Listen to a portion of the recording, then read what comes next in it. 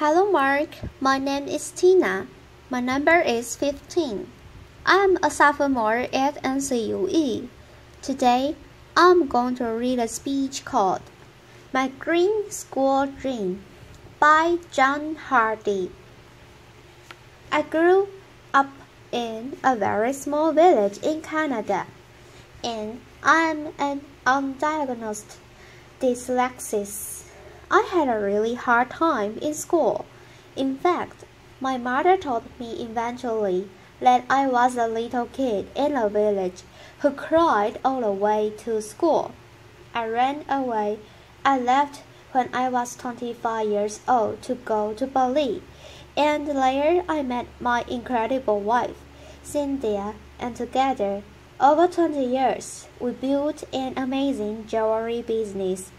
It was a fairy tale, and then we retired.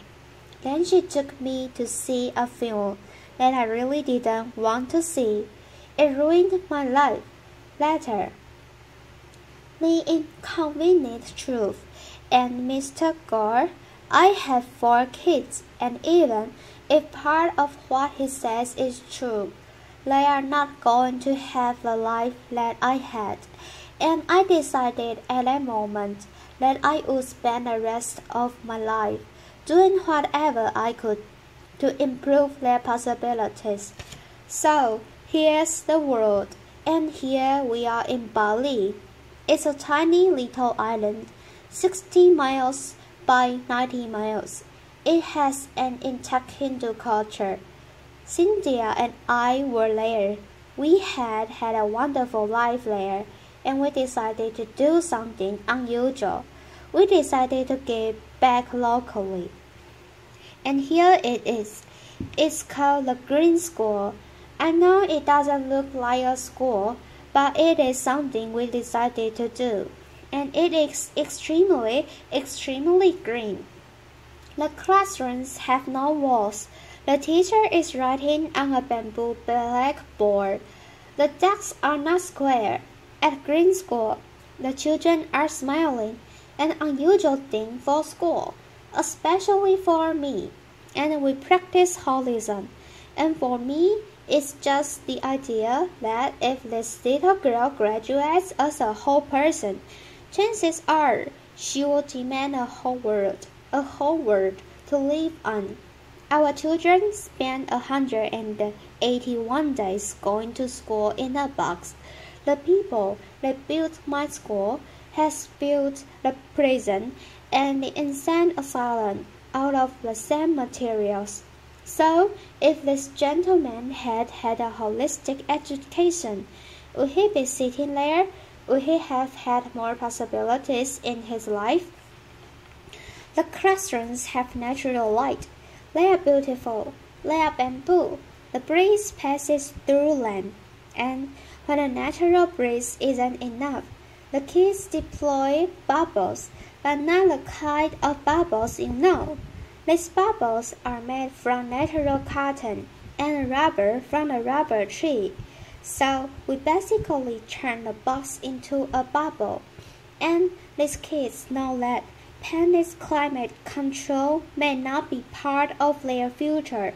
We pay the bill at the end of the month, but the people that are really going to pay the bill are our grandchildren.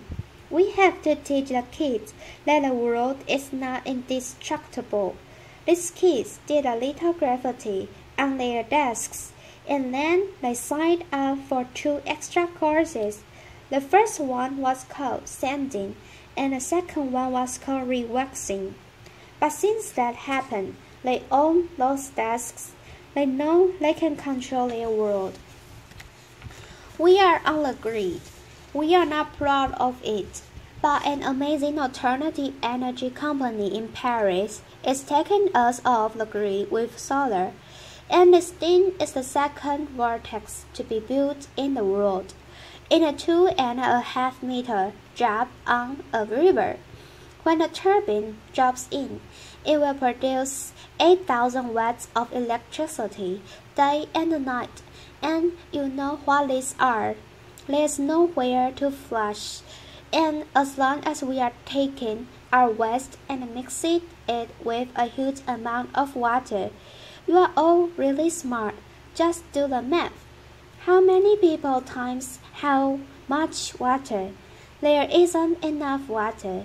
These are compost toilets, and nobody at the school wanted to know about them, especially the principal, and they work. People use them. People are okay. It's something you should think about doing. Not many things didn't work. The beautiful canvas and the rubber skylights got eaten by the sun in 6 months. We had to replace them with recyclable plastic. The teachers jacked giant PVC whiteboards into the classrooms, so we had some good ideas. We took old automobile windshields, put paper behind them, and created the first alternative to the whiteboard. Green School sits in South Central Bali and is on 20 acres of rolling garden. There is an amazing river traveling through it, and you can see there how we managed to get across the river. I met a father the other day. He looked a little crushed. I said, "Welcome to Green School," he said. "I've been on an airplane for 24 hours. I asked him, "Why?" He said, "I had a dream once about a green school, and I saw a picture of this green school. I got on an airplane. In August, I'm bringing my sons." This was a great thing, but more than that, people are building greenhouses around Green School, so their kids can walk to school on the paths, and people are bringing their green industries, hopefully their green restaurants, to the Green School. It's becoming a community. It's becoming a green model. We had to look at everything. No petrochemicals in our pavement. No pavement. These are volcanic stones laid by hand. There are no sidewalks. The sidewalks are gravel. They flood when it rains, but they are green. This is the school buffalo. He's planning to eat that fence for dinner. All the fences at Green School are green. And when the kindergarten kids recently moved their gate, they found out the fence was made out of tapioca.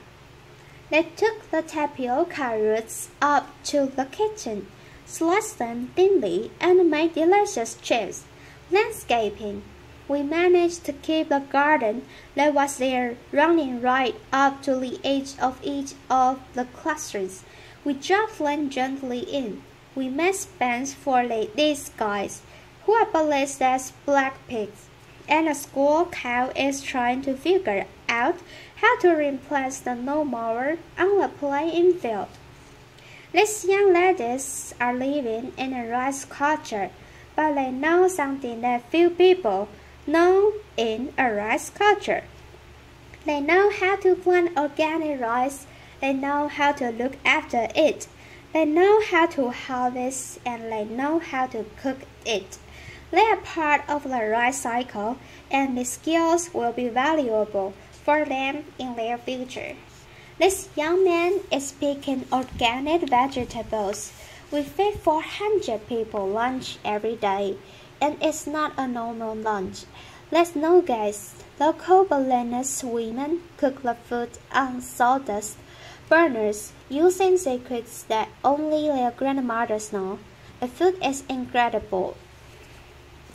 Green School is a place of pioneers, local and global, and is a kind of microcosm of the globalized world.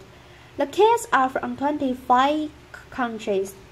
When I see them together, I know that they are working out how to live in the future. Green School is going into its 3rd year with 160 children. It's a school where you do learn reading. One of my favorites, writing. I was bad at it, arithmetic, but you also learn other things. You learn bamboo building. You practice ancient Balinese art. This is called mud wrestling, and rice fields. The kids love it, the mother aren't quite convinced. Later, we've done a lot of outrageous things in our lives, and we said, okay, local. What does local mean? Local means that 20% of the population of the school has to be Balinese, and this was a really big commitment. And we were right, and people are coming forward from all over the world to support the Balinese Scholarship Fund because these kids will be Balinese next screen leaders. The teachers are as diverse as the student body, and the amazing thing is that volunteers are popping up. A man came from Java with a new kind of organic agriculture. A woman came from Africa with music, and together, these volunteers and the teachers are deeply committed to creating a new generation of global green leaders. The Green School Effect, we don't know what it is. We need someone to come and study it. But what's happening? Our learning different kids, dyslexics, we've renamed them prolexic, are doing well in these beautiful, beautiful classrooms, and all the kids are thriving. And how did we do all this? Our giant grass is bamboo. It comes out of the ground like a chain. It grows as high as a coconut tree in 2 months and 3 years. Later it can be harvested to build buildings like this. It's as strong and dense as stick, and it will hold up any roof. When the architects came, they brought us these things, and you've probably seen things like this. The yellow box was called the administration complex.